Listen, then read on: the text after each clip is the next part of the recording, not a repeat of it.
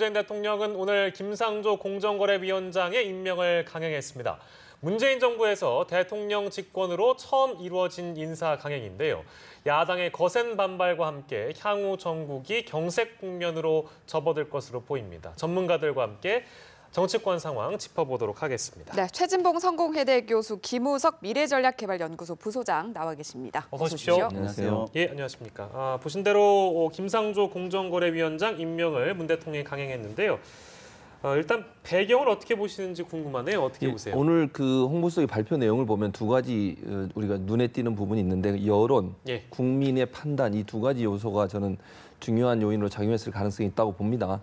일단 이제 김상조 후보자 같은 경우에는 청문보고 채택 기간이 끝났고요. 예. 지났음에도 불구하고 청문보고서 채택이 안 되는 것에 대해서 일단 시간이 일정 부분 지났다고 하는 점이 첫 번째 요인이 됐을 것이고 예. 또 한 가지는 이제 여론이나 아니면 야당 중에도 자유한국당을 제외한 다른 야당들은 김상조 후보자에 대해서 반대 의견을 내긴 했지만 예. 그렇게 강경화 후보자만큼의 강력하게 반대를 하는 입장은 아니거든요. 그러니까 예. 분위기 자체가 약간 좀 차이가 있다고 봅니다. 그래서 그런 점도 영향을 미쳤을 것이고 또 예. 국민들도 지금 이제 국정 운영을 좀 잘 할 수 있도록 하기 위해서는 김상조 공정거래위원장이 그런 능력도 있을 뿐만 아니라 임명되는 게 좋겠다고 하는 여론이 더 우세한 것으로 여론조사가 나오고 있고 이런 요소들이 결국은 문재인 대통령 입장에서는 강행을 해도 예. 가능할 것이라는 판단했을 가능성이 있다고 보고요. 그래서 결국은 제가 볼 때는 야당도 약간의 이제 새 야당 사이에 차이가 있다는 점, 그다음에 두 번째는 여론이 일정 부분 긍정적으로 보고 있다는 점, 이런 점들이 문재인 대통령이 김상조 후보자를 임명을 강행한 요인이 되지 않았을까 하는 생각이 듭니다. 예. 김우석 소장께도 좀 들어볼까요? 배경을 어떻게 보세요? 어제 그 발표 내용을 보면 대충 짐작이 갔던 상황이었죠. 네. 일단 국회 연설에서도 추경과 분리해서 한다는 기조를 밝혔던 거고요. 예. 그러면서 그런 그 과정을 통해서 강행을 미리 했다거나 이렇게 선포를 하는 예. 그런 걸 봤을 때는 오늘 정도에는 강행이 있지 않을까 그런 생각을 했던 건데 네. 결국은 야당에서는 대통령 사과가 먼저 있어야 된다 이런 얘기였는데 예. 그 부분에 대해서 선결 조건이 충족 안 돼가지고 야당에서는 반대를 하는 입장이었고 그럼에도 불구하고 이렇게 추진했다라는 건 추경 거부나 전국 경색은 일정 정도 돌파할 수 있다라고 하는 자신감의 표현이 아닌가 이런 생각이 들고요. 그런 예. 면에 있어서 지금은 어찌됐든 지금 그 여야 그 대치 국면은 좀 계속 지속될 가능성이 큽니다. 게다가 인사청문회가 계속 있을 텐데 그때마다 또 다른 명분들이 나오면서 여야 대치가 더 강화될 것이다라고 하는 측면에서 정부도 그렇고 국회도 그렇고 상당 부분 위기 국면으로 치닫고 있는 거 아닌가라는 생각이 들어서 사실은 좀 안타까움이 있어요. 국민들이 바라는 건 역시 문 대통령도 정확하게 지적했듯이 협치, 대화와 소통 또는 양보와 배려 이런 네. 얘기들을 계속 많이 하지 않았습니까? 네. 그런데 실제로 벌어지고 있는 일은 결국 과거와 크게 바뀌지 않은 국회와 청와대의 관계 이런 것들을 봤을 때는 좀 우려하는 게 분위기가 좀 있는 것 같습니다. 예. 네, 일단 임명 강행에 대해서 야당 강하게 반발하고 있는 상황인데요. 이렇게 되면은 강경화 후보자 보고서 채택이라든지 김희수 후보자의 본회의 인준 표결까지 어떤 영향을 줄지 주목되는데요. 일단은 이제 자유한국당 입장에서는 더 강하게 반발할 네. 가능성이 있다는 가능성을 볼 수 있을 것 같고요. 김희수 재판관 같은 경우에 재판소장 같은 경우에는 거기도 이제 아까 말씀드렸지만 김상조 후보자처럼 일정 부분 야당도 약간의 그 차이가 온도차가 있습니다. 네. 그래서 김희수 재판관 같은 경우는 물론 이제 표결을 해야 되니까 네. 이런 표결을 하려면 사실은 이제 자유한국당이 동의를 안 해주면 국회의장이 직권상정을 해야 되는 상황이거든요. 네. 그건 이제 시간이 좀 필요한다는 생각이 들고요. 당장 그렇게 하기는 힘들다고 보고 예. 강경화 후보자는 이제 좀 다르다고 봐요. 그러니까 김상조 후보자 같은 경우에는 일정 부분 국민의 여론이라든지 이런 부분들이 긍정적으로 보거나 또는 야당도 온도차가 있다고 제가 말씀을 드렸는데 당마다 약간의 차이가 있었기 때문에 반발이 그렇게 크진 않을 거라고 봐요. 반발이 물론 있겠지만. 네. 그러나 이제 강경화 후보자는 사실 세 당 모두가 반대를 하고 있는 상황이거든요. 네. 예. 그래서 강경화 후보자까지 강행을 하게 되면 이 협치가 상당히 어려워질 가능성이 있다. 그래서 문재인 대통령이 어떤 선택을 할지는 좀 두고 봐야겠지만 네. 상당히 이제 큰 부담을 안고서 강행을 해야 되는 상황이 되는 거죠. 네. 만약에 문재인 대통령이 강경화 후보자까지 강행을 해서 임명을 해버리면 예. 야 3당 모두가 거기에는 반발할 가능성이 있습니다. 그러면 네. 김윤수 재판관의 표결에도 상당히 또 영향을 미칠 가능성이 있고요.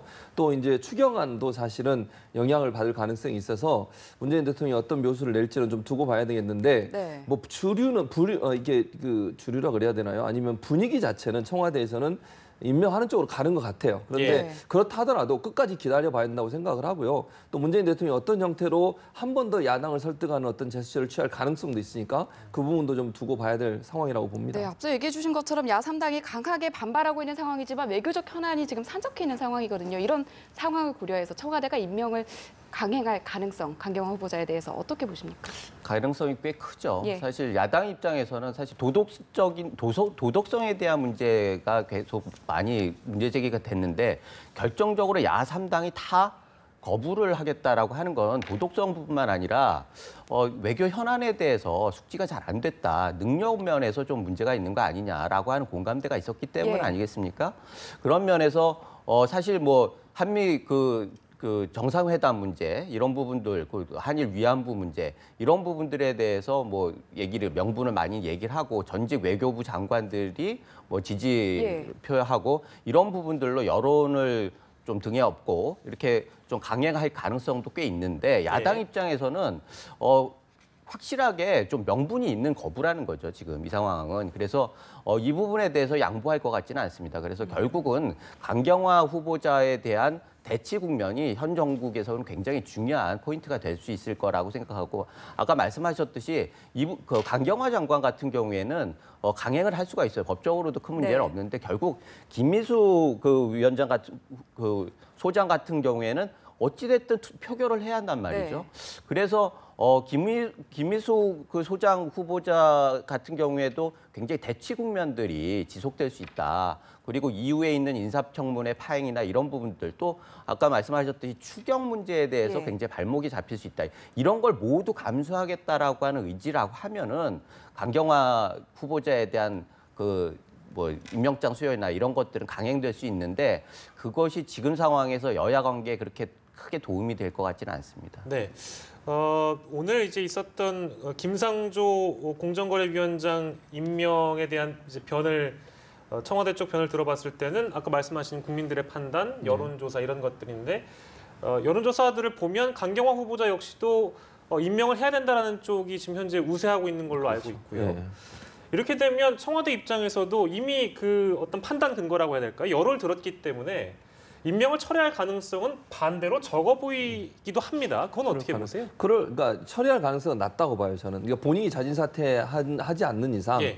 청와대 입장에서 지명을 철회하는 경우는 제가 볼 때 거의 가능성이 희박하다고 보고요. 자진 사퇴가 아니면 불가능하다고. 그거 저는 예. 그렇게 봅니다. 근데 뭐 그럴 가능성이 전혀 없다고 얘기할 수는 없겠지만 가능성이 예. 낮다고 말씀을 드릴 수 있을 것 같고 그래서 이제 청와대 입장에서는 지금 현재 입장도 가능한 한 설득을 계속 하겠다는 입장이에요. 국회를 통해서든 또 대통령이 어떤 형태로 또 다른 어떤 액션을 취할 가능성은 좀 낮긴 해요. 왜냐하면 어제 이제 국회까지 가서 시정연설도 네. 하고 또 사실 그 티타임에도 오지 않은 원내대표 찾아가서 예. 직접 인사도 하고 말도 건네고 이런 로우키 그야말로 낮은 자세로 국회를 존중하고 야당을 존중하는 모습을 보여준 거는 어찌 보면 대통령으로 쓸 수 있는 카드를 거의 다 썼다고밖에 볼 수 없는 상황이거든요. 예. 그래서 그런 상황에서 또 다른 카드를 쓰기는 좀 어렵긴 하지만 예. 그렇다 하더라도 청와대나 또 민주당 입장에서는 끝까지 아마 협치를 중요하게 생각하기 때문에 예. 설득을 하려고 노력을 할 거라고 보고요. 다른 여러 가지 방법을 쓸 가능성이 있다는 그런 예상은 됩니다. 네. 지금 여론조사 말씀을 하셨는데요. 그 여론조사가 뭐 객관적으로는 굉장히 높은 수치로 지지를 하고 있죠. 그런데 지금 문재인 대통령이나 정부에 대한 지지에 비해서는 굉장히 떨어진단 말이죠. 그래서 어떻게 보면은 그 30% 정도의 반대 의견이 오히려 문재인 정부에 대한 지지도를 좀 끌어내리는 예. 그런 효과로 발전할 수 있다. 그래서 사실은 이 부분에 대해서는 현 정부에서도 좀 심각하게 좀 볼 필요가 있다라는 생각이 드는 게 이게 권력이라고 하는 게 무한정으로 있는 게 아니거든요. 일정 예. 정도 시간이 지나가면은 뭐 피크가 있기도 하고 좀 줄어들기도 하고 그런데 이걸 잘 관리해야지 5년 동안의 권력을 잘 유지를 하고 성과를 낼 수 있는데 초기에 너무 많이 힘을 빼면은 나중에 좀 힘든 상황이 벌어질 수 있다. 그래서 이거를 과연 고집할 문제인가라고 하는 부분에 대해서는 예. 조금 더 전략적으로 선택할 필요는 있다. 이렇게 생각이 됩니다. 예, 알겠습니다. 참 상황이 쉽지 않은 것 같은데요. 이런 상황에서 내일 현역 의원 3명의 장관직 청문회가 예정돼 있고요. 거의 모든 분들이 다 아시겠습니다만 현직 의원이 이 청문회에서 낙마된 적은 없습니다. 근데 만약에 이제 이변이 발생할 수 있느냐에 대한 부분이 좀 궁금한데요. 어떻게 보십니까? 뭐 이변이 발생할 가능성은 좀 낮다고 보고요. 물론 이제 야당 입장에서는 당연히 송곳 검증한다고 그러죠. 여기 뭐 현역 의원이라고 봐준다 이렇게 얘기할 수는 없잖아요. 예. 그래서 이제 현역 의원들 같은 경우는 그래도 이제 1차적으로 물론 국회의원 출마해서 받는 검증과 여기서 받는 검증, 청문회에서 받는 검증은 다를 수는 있지만 그래도 일정 부분 1차 검증이 됐다고 보는 게 맞을 것 같고요. 예. 또 국회의원들은 이제 팔이 안으로 굽듯이 같은 동료 의원이었고 또 친분 관계도 있기 때문에 그 부분은 영향을 미치겠죠. 전혀 안 미친다고 볼 수는 없을 것 같고요. 다만 그럼에도 불구하고 청문회 안에서는 여러 가지 의혹들을 얘기할 가능성이 있어요. 네. 그리고 이제 청문회에서 본인들이 충분하게 소명을 하고 논란이 좀 있을 수 있겠지만 그 전에 지금 강경화 후보자처럼 청문 보고 채택이 어려울 정도까지 갈 가능성 지금까지 봤을 때는 예. 물론 우리가 지금까지 나타나지 않은 다른 또 어떤 의혹들이나 이런 부분이 나타나게 되면 그게 또 어떤 핵폭탄의 역할을 할 수도 있겠지만 예. 현재까지 상황으로 본다고 하면 이 4명의 후보자 같은 경우에는 청문 보고서 채택이 될 가능성이 높다고 보여집니다. 예. 네, 현직 의원들의 청문회 분위기는 그동안의 청문회 분위기와 어떻게 다를지 내일 주목해 보도록 하고요. 네. 오늘 있었던 인사 내용도 좀 살펴보겠습니다. 통일부, 미래부, 여성부, 농식품부 장관 후보자를 발표했는데요. 일단 발표 내용은 어떻게 들으셨는지 궁금한데요. 일단 어제 연장선상에 있다 이렇게 보여집니다. 예.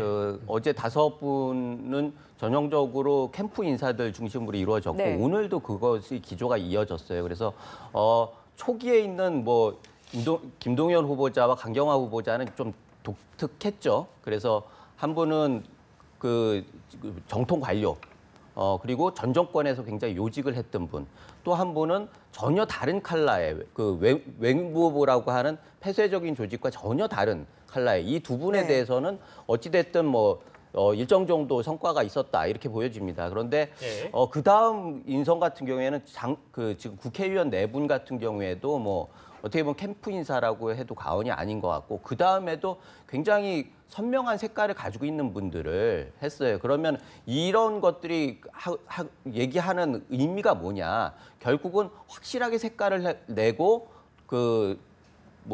세력을 스크럼을 짜가지고 좀 상황을 적극적인 성과를 내겠다 이런 의도인 것 같은데 예. 그렇다고 하면은 본질적으로 그 저항을 피하겠다고 하는 거는 좀 한계가 있는 거 아닌가 이런 생각이 들고 사실 대통령이 얘기하는 배려나 양보 이런 부분들에 대해서 어떤 카드를 내놓을 수 있을까? 지금까지는 사실 국민들이 바라고 있다. 그래서 야당 보고 동참을 해가지고 좀 밀어달라 이렇게 얘기를 했는데 야당의 명분이나 실익을 주지는 못하고 있단 말이죠. 예. 그런 면에서 지금 그 후보자들을 내세우는 것들은 역시 야당에서는 좀 껄끄러운 그런 예. 분위기가 있는 것 같고 사실 대표적인 게 조명균 통일부 장관 예. 후보자 아니겠습니까? 좀 NLL 문제로 지금 대법원 판결을 기다리고 있다고 그래요.